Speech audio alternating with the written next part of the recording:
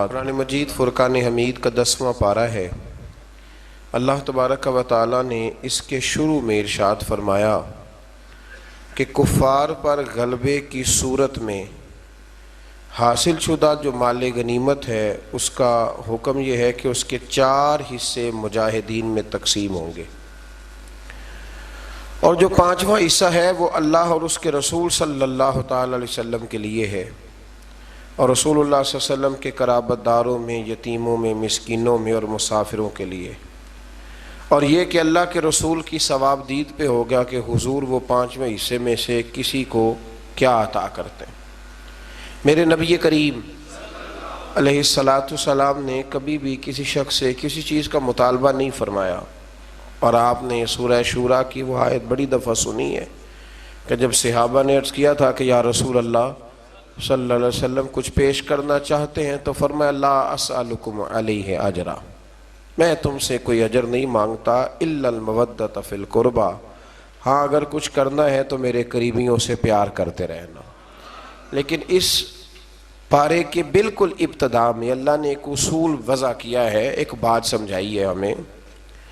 وہ بات یہ سمجھائی ہے کہ مال غنیمت جب آئے گا، کفار کے علاقے، ان کے مال، ان کے باغات قبضے میں آئیں گے، تو 5واں حصہ حضور کی بارگاہ میں پیش کیا جائے گا۔ یہ جو کام ہوتا ہے نا دین کا، یہ ہمہ پہلو کام ہوتا ہے۔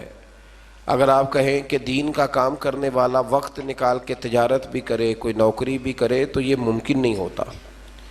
نبی کریم صلی اللہ علیہ وسلم اعلان نبوت سے پہلے تجارت فرماتے تھے، لیکن بعد میں تو آپ کو وقت دینا پڑتا ہے نا ایک پورا۔ تو پھر صحابہ کیا کرتے تھے کہ مال غنیمت کا 5واں حصہ اللہ کے حکم کے مطابق حضور کی بارگاہ میں بطور نذرانہ پیش کرتے صلی اللہ تعالی علیہ وسلم۔ آج بھی کچھ لوگوں کو یہ دشواری بہت زیادہ ہوتی ہے، بہت زیادہ، کہ دیندار لوگ جو ہیں ان کی تنخواہیں کیوں ہیں، تراویح پڑھانے والے حافظ کی خدمت کیوں کی جا رہی ہے۔ مجھے پچھلے سال ایک دوست نے بتایا کہ ہم نے مسجد میں اعلان کیا ہے کہ قاری صاحب جو قرآن شریف سنا رہے ہیں تو ان کی خدمت کرنی ہے، تو سارے حضرات اس میں تعاون کریں۔ تو ایک صاحب کہنے لگے جی اب یہ قرآن سنا کے بھی پیسے لیں گے؟ تو آپ یہ اندازہ فرمائیں کہ قوم کا مزاج کس طرح کا ہے، یعنی قرآن سنانے والا پھر حضرت جبریل ہی ہو سکتے ہیں جو نہ روٹی کھائیں گے اور نہ کپڑے پہنیں گے، نہ ان کے بچے ہوں گے، یہی ہو سکتا ہے، پھر اس کے علاوہ تو کچھ ممکن ہے۔ ہاں تراویح کی اجرت طے کرنا منع ہے، لیکن یہ عجیب معاملہ ہے نا کہ میں خود روٹی کھاؤں اور میں کہوں کہ وہ فلانا کیوں کھائے، تو یہ معاملہ درست نہیں ہے۔ تو اس میں اللہ نے ایک اصول بیان کر دیا کہ 5واں حصہ تم میرے محبوب کی بارگاہ میں نذرانے کے طور پر پیش کرو گے، پھر میرے محبوب کی مرضی ہے وہ رشتہ داروں پہ خرچ کریں، قریبیوں پہ خرچ کریں، یا حضور کا جہاں دل کرے حضور سے خرچ کرے۔ اللہ تعالیٰ توفیق عطا فرمائے۔ آیت نمبر 42 کے اندر بتایا کہ میدان بدر میں مسلمان مجاہدین کی زمینی پوزیشن کفار کے مقابلے میں بظاہر کمزور تھی، یعنی مسلمانوں کی زمین کا نرم ہونا، پانی کی قلت اور مال و اسباب کی قلت مسلمانوں کی کمزوری کی ظاہری علامت تھی، جس کی وجہ سے مسلمانوں کے دلوں میں خدشات پیدا ہو رہے تھے۔ اللہ تعالیٰ نے اپنی حکمت بیان کرتے ہوئے فرمایا کہ یہ اس لیے ہوا کہ اللہ تعالیٰ اپنے طے شدہ فیصلے نافذ کر دے۔ کئی دفعہ اللہ آزمائش میں اس لیے ڈالتا ہے کہ اللہ کچھ فیصلے کرنا چاہتا ہے، یعنی ظاہری کمزوری کے باوجود مسلمانوں کو غلبہ اور فتح مقدر کر دے، اور اللہ تعالیٰ جو فیصلہ فرماتا ہے پھر وہ نافذ ہو کے رہتا ہے۔ آیت نمبر 45 میں اس مضمون کو اس طرح بیان فرمایا کہ مسلمان اور کفار دونوں پر اللہ نے بدر کے دن نیند طاری کر دی۔ کفار مسلمانوں کو خواب میں کم تعداد میں دکھائے گئے تاکہ مسلمانوں کی ہمت بندی رہے۔ مسلمانوں نے خواب دیکھا تو انہیں خوابوں میں کافر تھوڑے نظر آئے تاکہ ان کی ہمت بندی رہے، اور اسی طریقے سے کفار نے بھی خواب دیکھا تو انہیں بھی مسلمان کم تعداد میں دکھائی دیے۔ یہ بھی اللہ کی مشیت کا تقاضا تھا کہ کہیں وہ میدان چھوڑ کے بھاگ ہی نہ جائیں۔ اگر انہیں زیادہ دکھا دیے جاتے خواب میں تو وہ میدان چھوڑ کے بھاگ، انہیں بھی کم نظر آیا اور انہیں بھی تعداد کم نظر آئی، کیونکہ اللہ کی مشیت کا تقاضا تھا کہ بدر میں حق و باطل کا مارکا برپا ہو کر رہے اور حق غالب آ جائے۔ مزید بتایا کہ جنگ میں کفار کے مقابل ثابت قدم رہو اور اللہ کا ذکر کرتے رہو اور آپس میں جھگڑا نہ کرو ورنہ تم بزدل ہو جاؤ گے۔ مسلمان قوم اس وقت بزدل ہوتی ہے جب آپس میں جھگڑا کرتی ہے، اور تمہاری ہوا اکھڑ جائے گی اور کافروں کی طرح اپنی طاقت پر اتراؤ بھی نہ اور دکھاوا بھی نہ کرو۔ مزید بتایا کہ شیطان کافروں کو فتح کی بشارت دیتا رہا اور اپنی حمایت کا یقین دلاتا رہا، لیکن حق و باطل کے مقابلے کا وقت آیا تو وہ پھر الٹے پاؤں بھاگ گیا۔ بہت سارے لوگ ہوتے ہیں جو کہتے ہیں آپ چلیں میں آپ کے پیچھے ہوں، تو جب پیچھے دیکھو تو پھر موجود وہ کہتے ہیں تو لڑائی کر، تو فتنہ کر، میں تیرے پیچھے ہوں معاذ اللہ، لیکن پھر وہ پیچھے۔ یہی حال بدر میں کافروں کے ساتھ شیطان نے کیا۔ آیت میں منافقین کے اس حاسدانہ قول کا ذکر ہے کہ جب مسلمانوں کی ہمت اور جرأت کو دیکھا تو کہنے لگے ان مسلمانوں کو ان کے دین نے مغرور کر دیا ہے۔ آپ چپ کر کے پیچھے بیٹھ جائیں تو لوگ بزدل کہتے ہیں، اور اگر آپ تگڑے ہو کے میدان میں آ جائیں تو کہتے ہیں ان میں غرور آ گیا ہے۔ تو لوگوں کا مزاج یہ ہے کہ وہ ہر بات کو غلط رنگ دیتے ہیں۔ اللہ تعالیٰ حق بات کہنے کی، سمجھنے کی اور بیان کرنے کی توفیق عطا فرمائے۔ آیت نمبر 53 میں اللہ نے ایک قانون قدرت بیان کیا۔ آیت نمبر 53، نوجوان ذرا زیادہ غور کریں، یہ سورہ انفال کی آیت نمبر 53 ہے، 53۔ آیت نمبر 53 میں ارشاد فرمایا کہ اللہ کبھی بھی اس قوم کی حالت نہیں بدلتا جو اپنی حالت خود بدلنے پر توجہ نہیں دیتی۔ اٹھ باندھ کمر کیوں ڈرتا ہے، پھر دیکھ خدا کیا کرتا ہے۔ آپ بھی تو ہمت کریں نا۔ وہ کسی نے کہا تھا نا، خدا نے آج تک اس قوم کی حالت نہیں بدلی، نہ ہو جس کو خیال خود آپ اپنی حالت کے بدلنے کا۔ تو اللہ نے یہاں قانون دیا۔ تو نوجوان یاد رکھیں کہ غریبیوں کا رونا رونے سے کام نہیں بنتا۔ جو لوگ بیٹھ کے روتے رہتے ہیں کہ اب میں کیا کروں، کدھر جاؤں، تو ان کا کچھ بھی نہیں، آگے بڑھیں، ہمت کریں۔ جب انسان ہمت کرتا ہے تو پھر اللہ اس کی مدد بھی فرماتا ہے۔ آیت نمبر 54 میں بتایا کہ آل فرعون اور پچھلی امتیں آیات الہی جھٹلانے کے جرم میں ہلاک کی گئیں۔ آیت نمبر 56 سے 58 میں یہودی قبائل کی عہد شکنی یعنی وعدہ توڑنے اور دوبارہ ان کی طرف سے خیانت کی صورت میں صلح کے معاہدے کو ختم کرنے کا ذکر ہے۔ بار بار وہ وعدے توڑتے تو پھر ایک وقت ایسا بھی آیا کہ حضور نے بھی ان کے ساتھ سارے معاہدے ختم کر دیا۔ آیت نمبر 60 میں فرمایا کہ دشمن کے مقابلے میں پوری طاقت، قوت اور اسباب کے ساتھ تیار رہو، ہمیشہ تیار رہو، ہائی الرٹ رہو ہمیشہ دشمن کے مقابلے میں۔ ہم بھی ہائی الرٹ ہوتے ہیں جب تھوڑے سے حالات خراب ہوتے ہیں، اس کے بعد پھر بات بھول۔ فرمایا ہمیشہ کافر کے مقابلے میں تیاری کر کے رکھو، اس کے ذریعے تم اللہ کے دشمنوں اور اپنے دشمنوں کو ڈرا سکو گے۔ آگے چل کے یہ بتایا کہ اگر دشمن صلح پہ آمادہ ہو تو تم بھی صلح کے لیے آمادہ ہو جاؤ۔ سبحان اللہ۔ یعنی اسلام صرف فتنے کی، فساد کا، کسی قسم کے فتنے اور فساد کا درس نہیں دیتا۔ اگر وہ مقابلے میں آئیں گے تو قوت کٹھی کر کے مقابلہ کریں گے، اور اگر وہ صلح کریں گے تو مسلمان بھی صلح ہی کریں گے۔ اور اللہ پر توکل کرو، اگر ان کی نیت دھوکہ دینے کی ہو تو پھر تمہارے لیے اللہ ہی کافی ہے۔ یعنی اگر وہ صلح کے ارادے سے نہ آئیں بلکہ دھوکے کے ارادے سے آئیں تو پھر بھی تمہاری چونکہ نیت ٹھیک ہے تو اللہ تمہاری مدد فرمائے گا۔ آیت نمبر 63 میں اللہ تعالیٰ نے بتایا ہے کہ اللہ نے اپنے کرم سے تمہارے دلوں کو جوڑ دیا، اور اگر تم زمین کے سارے خزانے بھی خرچ کر دو تو یہ باہمی الفت جو تمہارے اندر پیدا نہ ہوتی۔ اور فرمایا نبی آپ کو اللہ کافی ہے، اور آپ کے فرما بردار مومنوں کی جماعت بھی آپ کو۔ یہ قرآن مجید کی آیت نمبر 64 ہے، اس کو ذرا پڑھیے گا۔ یہ لوگ جو انہوں نے لکھا ہوتا ہے کہ صرف اللہ ہی کافی ہے، لکھا ہوتا ہے نا میرے لیے، یعنی ٹیوٹے میں بیٹھ کے سفر کر رہے ہیں، ہائیس میں بیٹھے ہوئے لکھا کہ اللہ ہی، بھئی اللہ ہی کافی ہے، لیکن اس کا مطلب یہ نہیں کہ باقی کسی اور کی، جن کو اللہ نے پیدا فرمایا، جنہیں اللہ نے قوتیں دیں۔ یہ آیت دیکھیے، ارشاد فرمایا یا ایھا النبی حسبک اللہ، اے نبی آپ کے لیے اللہ کافی ہے، اور ساتھ فوراً ہی آگے بیان فرمایا فوراً وَمَنِ اتَّبَعَكَ مِنَ الْمُؤْمِنِينَ، اور جو آپ کی اتباع کرنے والے مومن ہیں وہ بھی آپ کے لیے کافی، مومن بھی اور اللہ بھی۔ تو تو جب اللہ نے ساتھ مومنوں کا ذکر فرمایا اور یہ آیت نازل کب ہوئی؟ جب حضرت عمر فاروق نے کلمہ پڑھا، اس وقت یہ نازل ہوئی، کہا محبوب اللہ بھی کافی ہے اور یہ تیرے غلاموں کی جو 40 کی تعداد بن گئی، اب انشاءاللہ ہر میدان میں کامیابیاں مسلمانوں کے حصے میں آئیں۔ اسی طرح سے آیت نمبر 65 میں نبی کریم صلی اللہ علیہ وسلم کو حکم ہوا کہ مومنوں کو جہاد پر ابھاریے، تیار کیجیے۔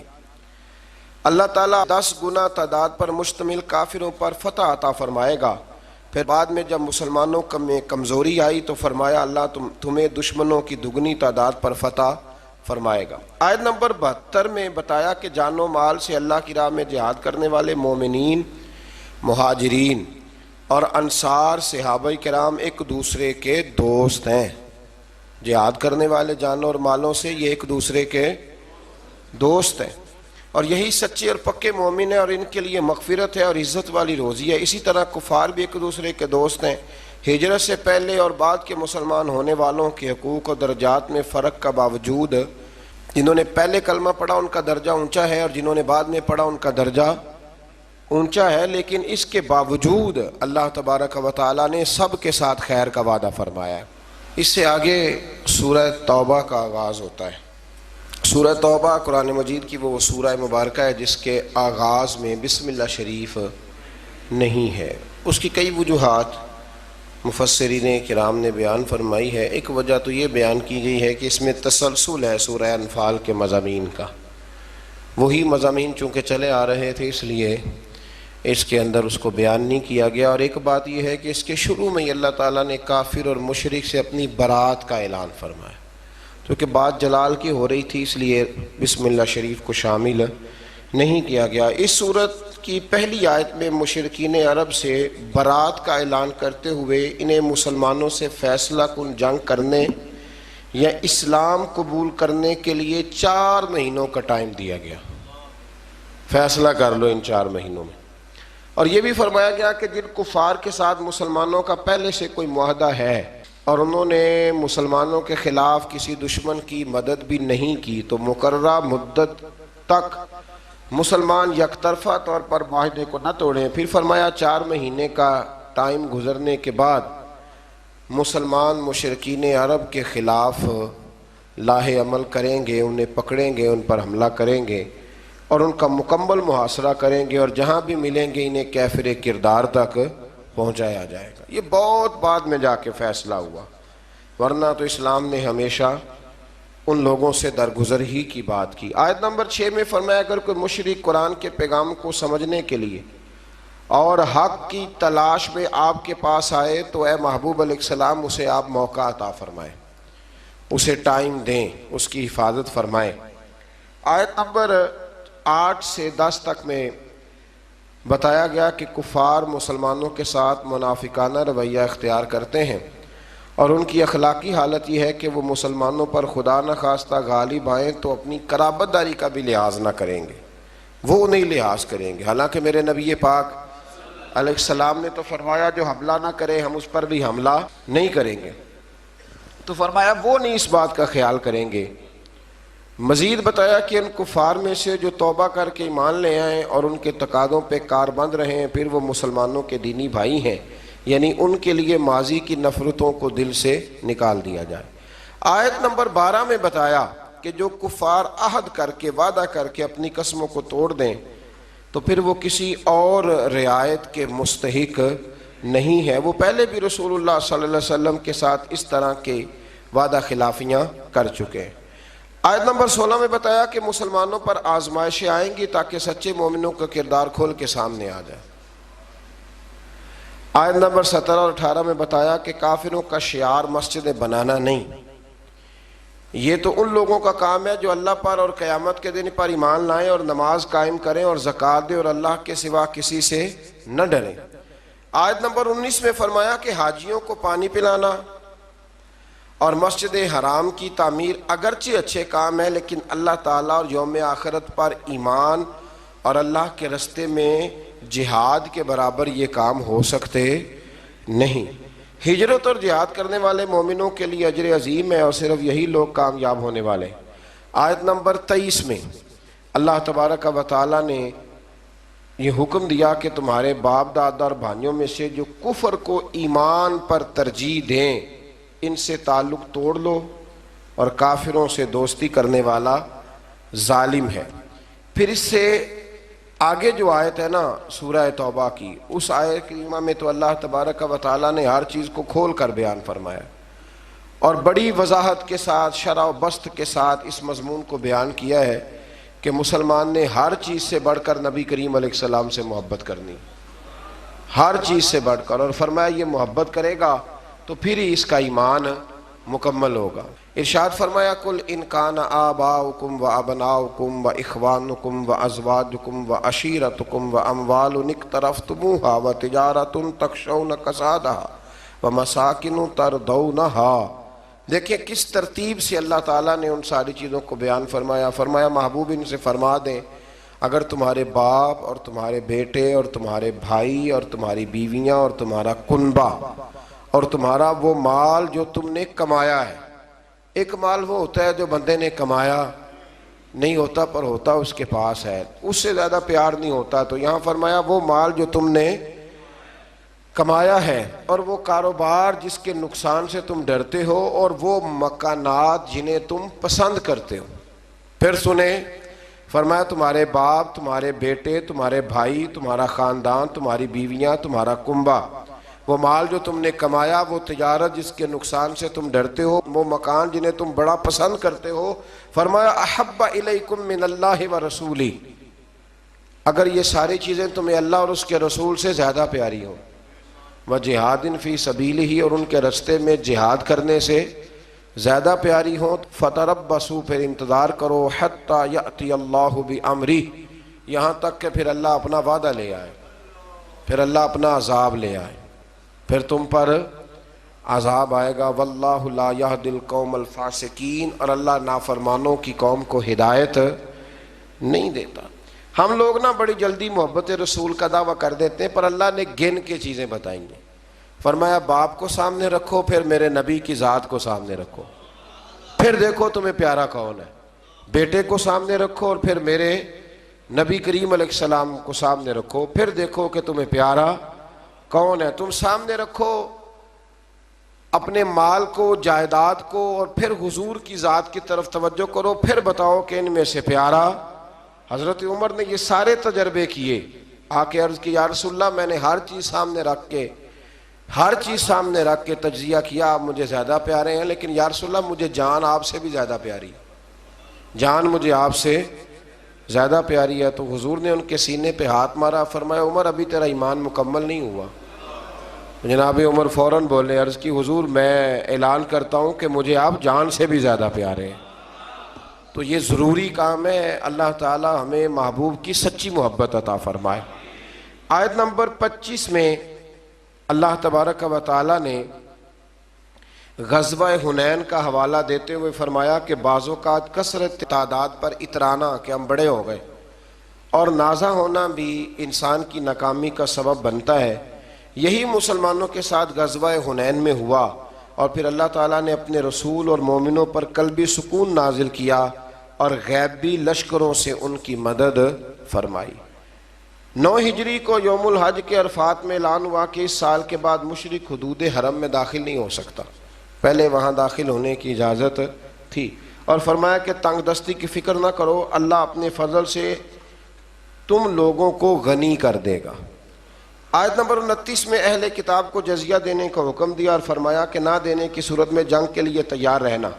آیت نمبر 30 میں بتایا کہ یہود نے عزیر کو اللہ کا بیٹا کہا اور عیسائیوں نے حضرت عیسیٰ کو اللہ کا بیٹا کہا، مگر یہ سب ان کی خود ساختہ باتیں ہیں، ان پر اللہ کی مار ہے۔ مزید فرمایا کہ یہ جو عیسائی ہیں نا، انہوں نے اپنے علماء اور اپنے راہبوں کو خدا ہی بنا لیا ہے۔ یہ اللہ کہہ رہا ہے کہ انہوں نے انہیں اپنا خدا ہی بنا لیا ہے، اور مسیح ابن مریم کو بھی، حالانکہ انہیں اللہ وحدہ لا شریک کی عبادت کا حکم دیا گیا تھا۔ آگے چل کے فرمایا کہ منکر اپنی پھونکوں سے اللہ کے نور کو بجھانا چاہتے ہیں، مگر اللہ ان کی خواہش کے برعکس اس نور کو مکمل فرمائے گا۔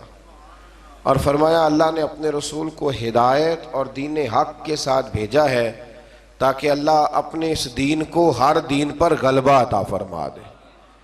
آیت نمبر 34 سے علماء اور مشائخ یہود کے باطل طریقوں سے لوگوں کا مال کھانے اور اللہ کے راستے سے روکنے کا بیان ہے، اور فرمایا کہ سونا اور چاندی یعنی دنیاوی دولت کے ڈھیر ذخیرہ کرنے والے اور راہ خدا میں خرچ نہ کرنے والوں کے لیے دردناک عذاب کی وعید ہے۔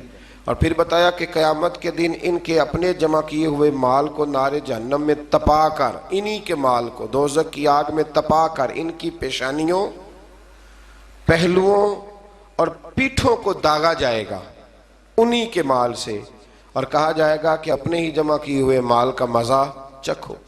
علماء اور مشائخ اہل یہود کے اس طرح کرتے تھے کہ مال بٹورنے کے لیے حق کو چھپاتے تھے۔ اللہ ماشاءاللہ آج بھی کئی جگہوں پہ ایسا ہوتا ہے کہ سرکاری مولوی بن جاتے ہیں اور گورنمنٹ کو مولوی مل جاتے ہیں جو ہر آنے والے حکمران کو امیر المومنین کہتے ہیں، ہر آنے والے حکمران، اور اس کے ہر ناجائز کام پر اپنی مہر لگا کے اسے جائز قرار دیتے ہیں۔ اللہ تبارک و تعالیٰ اپنی رحمت سے حق پر ہی قائم فرمائے اور حق پر ہی اللہ موت عطا فرمائے۔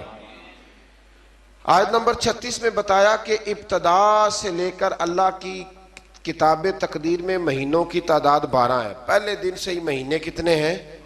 ان میں 4 مہینے ذیقعد، ذی الحج، محرم اور رجب، یہ حرمت والے مہینے۔ ان مہینوں میں جنگ کو ممنوع قرار دیا گیا۔ کفار جب ان مہینوں میں جنگ کرنا چاہتے تھے تو ان کی ترتیب میں رد و بدل کر دیتے تھے۔ اللہ تعالیٰ نے فرمایا کہ مہینوں کو مؤخر کرنا کفر میں زیادتی ہے۔ یہ 4 حرمت والے مہینے، معنی کیا ہے کہ ان میں جنگ نہیں کی جائے گی۔ آیت نمبر 38 اور 39 میں فرمایا کہ جب جہاد کے لیے نفیر عام ہو جائے تو سستی نہ کرنا چاہیے، اور جو ایسا کرے گا اس کے لیے عذاب علیم ہے۔ اور تم یہ مت سمجھنا کہ جہاد کا فریضہ صرف تم پر موقوف ہے، تم نہیں کرو گے تو اللہ تمہاری جگہ کسی اور قوم کو لائے گا اور تم کو اس سے بالکل نقصان نہیں پہنچا سکتے۔ آیت نمبر 40 میں سفر ہجرت کے موقع پر غار ثور میں حضرت ابوبکر صدیق رضی اللہ تعالیٰ عنہ کی رفاقت خاص کو ایک شان امتیازی کے ساتھ بتایا ہے، اور اس آیت میں 6 مختلف انداز میں سیدنا صدیق اکبر کا ذکر ہوا ہے۔ آیت نمبر 40 میں اذ یقول لصاحبہ لا تحزن ان اللہ معنا، جب محبوب نے اپنے صحابی سے کہا، جب قرآن مجید نے حضرت ابوبکر کو حضور کا صحابی کہا تو اب جو ان کے صحابی ہونے کا انکار کرتا ہے وہ قرآن کی آیت کا انکار کرتا ہے۔ تو 6 انداز میں حضرت صدیق اکبر کا ذکر کیا، پھر فرمایا کہ اللہ تعالیٰ کلمہ کفر کو پست اور اللہ کا دین ہی سر بلند آئے گا۔ آگے فرمایا جب جہاد کے لیے عام لام بندی کا، صف بندی کا حکم ہو جائے تو پھر جس حال میں بھی ہو تمام وسائل کے ساتھ جہاد میں شریک ہو جاؤ۔ پھر فرمایا کہ منافقین قسمیں کھا کھا کر اور طرح طرح کے بہانے بنا کر جہاد سے بچنے کی کوشش کرتے ہیں، جبکہ سچے مومن دل و جان سے جہاد کے لیے نکل کھڑے ہوتے ہیں۔ مزید فرمایا کہ جہاد سے اعراض برتنا یعنی پہلو تہی کرنا، منہ پھیرنا، یہ وہی لوگ ہیں جن کا اللہ اور قیامت پر ایمان نہیں اور جن کے دلوں میں شک کی بیماری ہے۔ اور فرمایا ایسی تشکیک کے مارے جنگ میں شامل ہو بھی جائیں تو فساد کا باعث ہی بنتے ہیں، ہو بھی جائیں تو پھر بھی یہ کچھ لوگ نکلتے ہیں نا تو نکلتے کہتے ہیں مشکل کام میں یہ ہو سکتا، یعنی ساتھ ایک دوسرے کو بھی وہ کمزور کرتے ہیں۔ فرمایا یہ آ بھی گئے تو پھر بھی یہ نقصان ہی کریں گے۔ اور مجاہدین کی صفوں میں فتنے اور سازشیں کرتے ہیں، اور یہ لوگ پہلے بھی ایسا کرتے رہے ہیں۔ منافقین کا شعار یہ ہے، طریقہ یہ ہے کہ جب مسلمانوں کو کوئی بھلائی پہنچے تو اس پر کڑتے ہیں، اور اگر مسلمانوں کو تکلیف پہنچے تو خوشی سے کہتے ہیں کہ ہمیں تو یہ نتیجہ پہلے سے پتا تھا۔ اللہ اکبر، اس لیے ہم نے احتیاط سے کام لیا، سوائے اس کے جو اللہ نے ہمارے لیے مقدر کر دی ہے، اور فتح ہو یا شہادت دونوں صورتوں میں ہم ہی کامیاب ہوں گے۔ منافقین کی ایک روش یہ بھی بتائی گئی کہ وہ نماز خوش دلی سے نہیں پڑھتے، منافق نماز خوش دلی سے بلکہ تنگ ہو کے نماز پڑھتے ہیں، اور فرمایا کہ مجبوراً وہ اللہ کے راستے میں خرچ کرتے ہیں۔ اللہ تعالیٰ نے فرمایا یہ منافقین اللہ کی قسمیں کھا کھا کے کہتے ہیں کہ وہ آپ میں سے ہی ہیں، حالانکہ وہ مسلمانوں میں سے نہیں ہیں، لیکن وہ جان و مال کے خوف کے باعث مسلمانوں کے ساتھ مل کر رہنا چاہتے ہیں۔ آیت نمبر 61 میں فرمایا کہ بعض منافقین اللہ کے نبی کو ایذا پہنچاتے ہیں، تکلیف دیتے ہیں اور کہتے ہیں کہ وہ کانوں کے کچے ہیں معاذ اللہ، جبکہ نبی پاک صلی اللہ علیہ وسلم کا تمام لوگوں کی بات سننا مومنین کے لیے باعث رحمت ہے۔ حضور صلی اللہ علیہ وسلم ہر ایک کی بات سنتے اور نبی پاک کا ہر ایک کی بات سننا مومنوں کے لیے باعث رحمت ہے، اور جو لوگ رسول اللہ صلی اللہ علیہ وسلم کو ایذا پہنچاتے ہیں ان کے لیے دردناک عذاب ہے۔ اور فرمایا منافق جھوٹی قسمیں کھا کے مسلمانوں کو راضی کرنے کا یقین دلاتے ہیں، اگر وہ سچے مومن ہوتے تو اللہ اور اس کے رسول اس کا زیادہ حقدار تھا کہ انہیں راضی کیا جاتا۔ یہ مومنوں کو اپنے حق میں راضی کرتے ہیں پر اللہ رسول کو راضی، حالانکہ اللہ رسول کا زیادہ حق تھا کہ انہیں راضی کیا جاتا۔ منافقین کا شعار یہ بھی ہے کہ وہ مسلمانوں کا مذاق اڑاتے ہیں، اگر ان سے اس کے بارے میں پوچھا جائے تو کہتے ہیں ہم تو محض خوش طبی کر رہے تھے اور دل لگی کرتے ہیں، تو کیا اللہ اور اس کی آیات اور اس کے رسول کا مذاق اڑاتے ہیں؟ آیت نمبر 67 میں اللہ تعالیٰ نے فرمایا منافق مرد اور عورتیں ایک دوسرے کے مشابہ ہیں، ایک جیسے ہی، اور برائی کا حکم دیتے ہیں اور نیکی سے منع کرتے ہیں اور خیر کے کاموں سے اپنا ہاتھ روکتے ہیں۔ انہوں نے اللہ کو بھلا دیا ہے تو اللہ نے بھی ان کو نظر انداز کر دیا ہے۔ آگے چل کے فرمایا مومن مرد اور عورتیں ایک دوسرے کے مددگار ہیں، وہ نیکی کا حکم دیتے ہیں اور برائی سے منع کرتے ہیں، نماز قائم کرتے ہیں، زکوٰۃ دیتے ہیں، اللہ اور اس کے رسول صلی اللہ علیہ وسلم کا حکم مانتے ہیں۔ اگلی آیت میں فرمایا کہ اللہ نے مومنین اور مومنات سے جنت کی دائمی اور ابدی نعمتوں کا وعدہ کر رکھا ہے، اور اللہ ہی کی رضا میں سب سے بڑی سعادت ہے۔ آیت نمبر 73 میں فرمایا کفار اور منافقین سے جہاد کیجیے اور ان پر سختی کیجیے اور ان کا ٹھکانہ جہنم ہے۔ یہ کلمہ کفر کہتے ہیں اور پھر قسمیں کھا کھا کے منکر ہو جاتے ہیں۔ اللہ تعالیٰ نے فرمایا انہوں نے کلمہ کفر کہا ہے اور اسلام لانے کے بعد انہوں نے کفر کو اختیار کیا۔ آیت نمبر 75 میں فرمایا کہ بعض منافق وہ ہیں جو اللہ سے عہد کرتے ہیں کہ اگر اللہ انہیں اپنے فضل سے ہمیں عطا کیا تو ہم ضرور صدقہ کریں گے اور نیکوکاروں میں سے ہو جائیں گے، پس جب اللہ نے اپنے فضل سے انہیں مال عطا کیا تو انہوں نے بخل بھی کیا اور اپنے وعدے سے بھی پھر گئے، روح گردانی بھی۔ بہت سارے لوگ وعدے کرتے ہیں نا اللہ دے گا تو پھر اس کے راستے میں پھر جب اللہ دیتا ہے تو ان کے خرچے بڑھ جاتے ہیں، پھر کہتے ہیں گزارا نہیں ہوتا، پھر نیا ان کا پروگرام سامنے آ جاتا ہے۔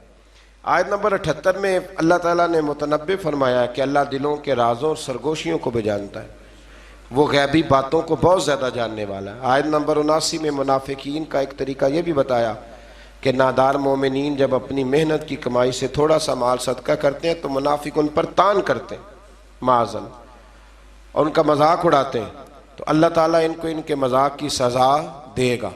اللہ تعالیٰ نے اپنے نبی پاک علیہ السلام سے فرمایا یہ منافق آپ کے گستاخ ہیں، آپ کا ان کے لیے استغفار کرنا یا نہ کرنا برابر ہے، اگر آپ ان کے لیے 70 بار بھی استغفار کریں گے تو اللہ ان کو ہرگز معاف، کیونکہ یہ محبوب آپ کے گستاخ ہیں، یہ آپ کے گستاخ ہیں۔ آپ ان کے لیے 70 بار بھی استغفار کریں تو کہ یہ بے ایمان آپ کے بے ادب ہے تو اللہ انہیں معافی دیکھ لیں، حضور کے بے ادب کے لیے کوئی معافی۔ منافقین کی اس بری خصلت کا ذکر ہے کہ خود تو جہاد نہیں کرتے اور گھروں میں بیٹھے ہیں، ساتھ مسلمانوں کو گرمی کا ڈراوا دے کر انہیں بھی جہاد سے منع کرتے ہیں۔ اللہ نے فرمایا جہنم کی آگ اس سے زیادہ گرم ہے اگر وہ سمجھتے۔ آیت نمبر 84 میں نبی کریم علیہ السلام کو منافقین کے کفر کے سبب ان کی نماز جنازہ پڑھنے اور ان کی قبر پر جانے سے ہمیشہ کے لیے منع کیا گیا ہے۔ منافقین کی قبروں پہ جانے سے کس نے منع کیا ہے؟ اللہ نے۔ کس کو منع کیا ہے؟ مومنوں کی قبروں پر جانے سے منع نہیں کیا۔ سورہ توبہ کی آیات میں منافقین کی مسلسل مذمت بیان فرمانے کے بعد اللہ تعالیٰ نے ضعیفوں، بیماروں اور ناداروں کے عذر کی بنیاد پر رخصت عطا فرمائی ہے، اور ایسے مجاہدین کو جو خود بھی جہاد کے لیے اپنے مصارف برداشت نہیں کر سکتے اور رسول اللہ صلی اللہ علیہ وسلم کے پاس ان کی سواری اور زاد راہ کا سامان نہ ہو، البتہ جو لوگ صحت مند ہوں اور مالی وسائل رکھنے کے باوجود جہاد سے پہلو تئی اختیار کرنا چاہیں، وہ قابل مذمت ہیں۔ اللہ تعالیٰ نے ان کے دلوں پر مہر لگا دی ہے۔ فرمایا جب تمہارے پاس طاقت ہو تو پھر تم نے اللہ کے راستے میں جہاد کرنا ہے، اور جہاد کی جتنی قسمیں ہیں، زبان کے ساتھ جہاد، عمل کے ساتھ جہاد، اور بھی جتنی اقسام ہیں، ان سب اقسام کو تم نے پورا کرنا ہے۔ اللہ تعالیٰ ہمیں سمجھنے کی توفیق